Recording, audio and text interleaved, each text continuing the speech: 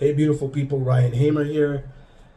In the last video or so, we were talking about credit limit increases, and this question is, when should I ask? In this video, we're going to be talking about when should I ask for a credit limit increase. So here's the thing. If you just got a new credit card, or if you just got a new line of credit with the bank, you gotta wait. As I say, good credit is a journey, marathon. It's not a sprint. So you got one credit card today, don't go and apply for another one tomorrow. Why? Because you haven't even shown that you can use what you got. You got a credit card here and a line of credit here, and you just got approved for both. You haven't even used them enough to show and establish a pattern of history. Remember, credit history is up in it has a huge impact on your credit bureau score and report, right? So we always talk about how it's like 35% and whatnot history, right? So you got to create that history. So your first payment hasn't even posted yet, and you're trying to get another credit card or another line of credit. You can't be greedy. You cannot be greedy. I'm going to say this again. Don't be greedy. All you do is you keep using your credit card to the best of your ability, your line of credit to the best of your ability, and make sure that you continuously make timely payments. Clear off the balance every month if you can. And I suggest waiting about 6 months between applications, because you also don't want to show multiple inquiries, because that's going to be a red flag.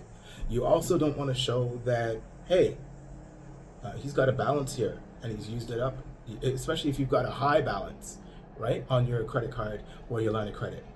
That will do you in too. So you go to another credit card company or a bank and you say, hey, look, I need a new line of credit. I want a credit card. They're going to say, well, don't you already have one? They pull up your credit, and that's another ding. And they're going to pull up your credit card, your credit bureau report. They're going to look and they're going to say, oh, she has a $10,000 line of credit, and she's also got a $20,000 credit card.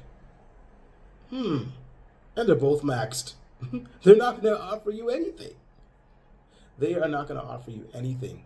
I mean, unless they offer you something to consolidate balance transfer or what have you, and your credit score is really good. And maybe if you have a lot of money that you're putting in that bank account to show them, well, hey, you know what, I'm investing here, I'm looking to do stuff here, then maybe they might be willing to work with you. But as a general rule of thumb, best practices, it's always good to give yourself a lengthy amount of time between inquiries, between applications, so that you can establish a pattern of good payment history, establish a pattern of good history, build a relationship with that financial institution so that they can see, okay, he makes large payments on his credit card. Oh, okay, he drops a lot of money into his line of credit. Oh, she is never late. Oh, she is really good with using her line of credit and then paying it down right away. And a cool way you can do that is through velocity banking. So you can always check one of my other videos about that, okay? However, really, this video wasn't supposed to be too long. I just wanted to let you guys know that it's a fair question. And a lot of people ask, well, can I apply right away? Can I do this? Can I do that? It has to make sense, right? Sometimes there are a lot of videos out there saying, oh, you can apply for a credit card here and there and there and there. I always say, you gotta pick the nonsense, pick the sense out of nonsense, and only apply for credit when you need it, or if you need it.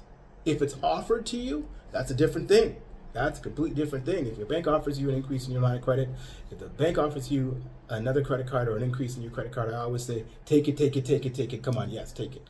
Give it to me. Give me here. I always say take it, because it's a lot easier to receive than it is to beg and get and apply, right? Apply, beg, get. It's a lot harder to do that because they're looking at all these factors. So the length of time, I'm just going to recap before I close here. The length of time that I usually tell people is 6 months, half a year. And that there's a caveat with that. It also depends on what you're doing, right? If you're paying your stuff on time, if you actually are keeping a low balance, because these things matter, right? A lot of times people don't pay attention to that stuff, and they're just using their credit card, using it, and making the minimum payment. If you're only making the minimum payment, you can only expect a minimum response. So you always want to make sure you keep your balances as low as possible, and you'll be on better financial footing. All right? Hopefully you got some value from this video. Please feel free to like and share and comment, and I'll see you in the next video. Thanks for watching. Have a good one.